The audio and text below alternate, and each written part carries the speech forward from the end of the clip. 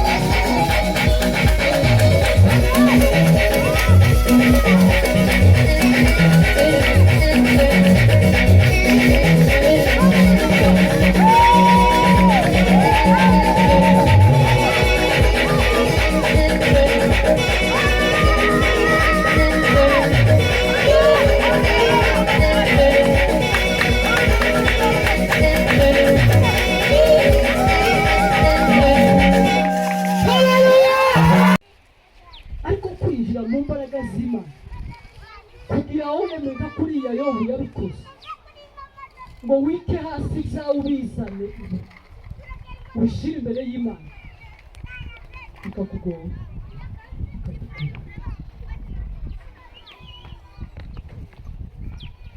ariko mureke twinjire mu buzima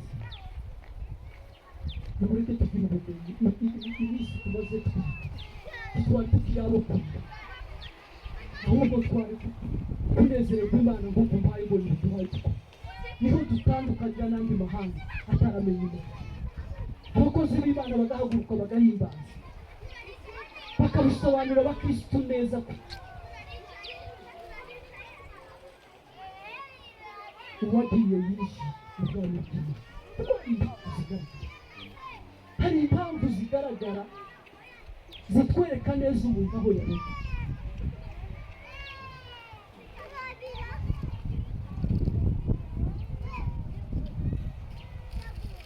Imana idufashe.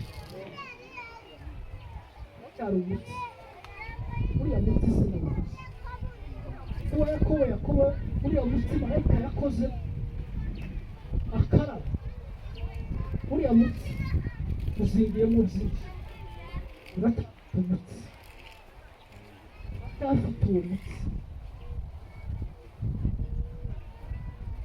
kuresha ni umuti kuroga ni umuti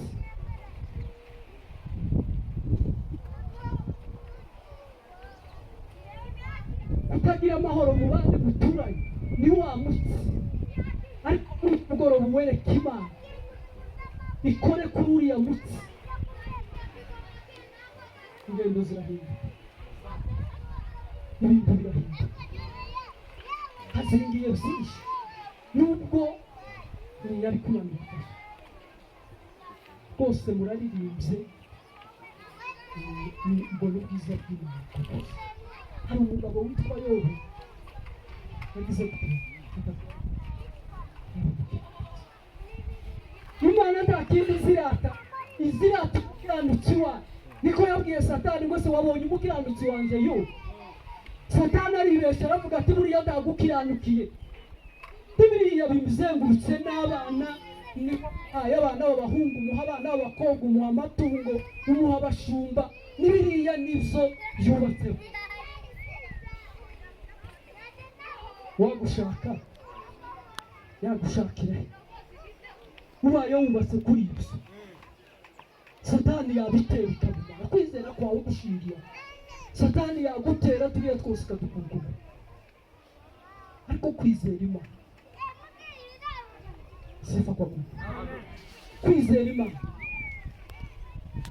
amwicuranga imirimo ukorera mu isi n'izaguherekeza. Tumese komite isi atekereze abayumva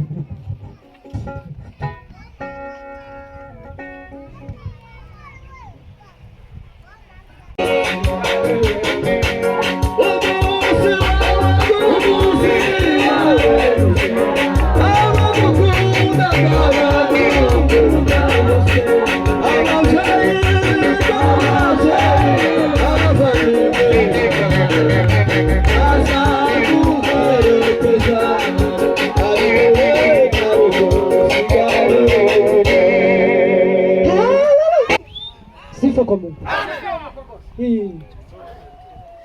Umugeni azasigara wenyine,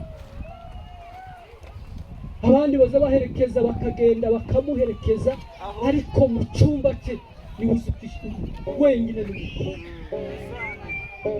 Yaruhutse ari mu bwami bw'Imana, mu gituza cyawe uko aravuga ngo Imana ishimwe.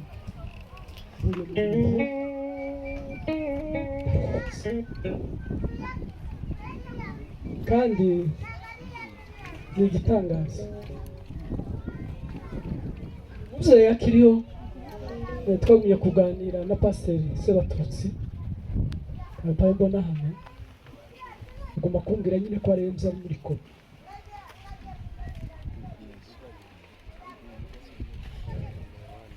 Je ntacyo nari nzi cyane, ariko arambwira ati baravuze ngo yabwiye Pasiteri kuzicaza uheruka nawe kugenda. Baravuga ati genda n'iminsi mike naje.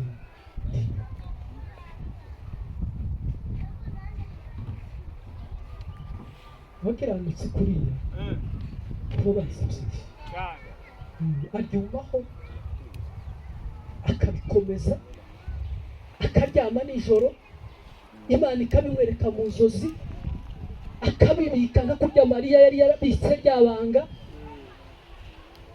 akaza agenda kumva ko arabitekereza, akavuga ati iki nicyo kimenyetso haza kandi indwara yamufata, akavuga ati birashoboka, iri ni ryo bwabo, ariko akaza agenda akabishyura. Imana idufashe tuzataha iwacu, abo bose baba badusiga tuzabasanga nitwizera, ariko bigaragaza byakaza bidutera ubwoba. Tugomba kumenya imbaraga z'Imana, nta kindi kintu, n'imbaraga z'Imana tukinjira neza, tukazinjiramo tukazikoresha, harimo ibisubizo.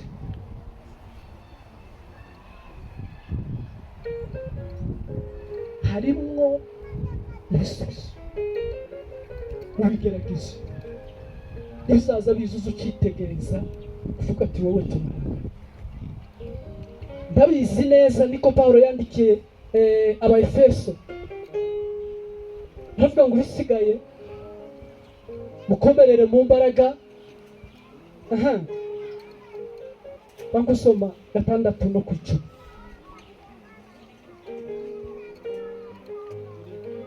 Abaefeso 6 no ku 10 turarangije itumara turikira twishimye.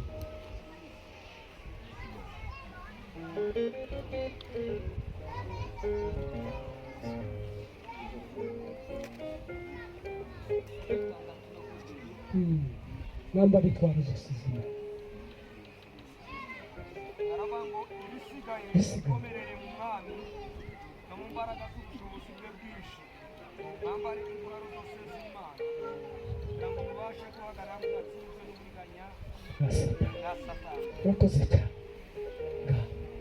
Bisigaye mukomere intambara y'ubuzima. Satani azariganya, aza yihindura umuntu, azi gukoresha abantu, azi gukoresha n'ibindi bintu, uburyo bwose bwo kukurwanya arabishoboye, ariko cyo tumurwanisha izi mbaraga z'Imana. Imana idufashe kandi Imana ituganze. Amen.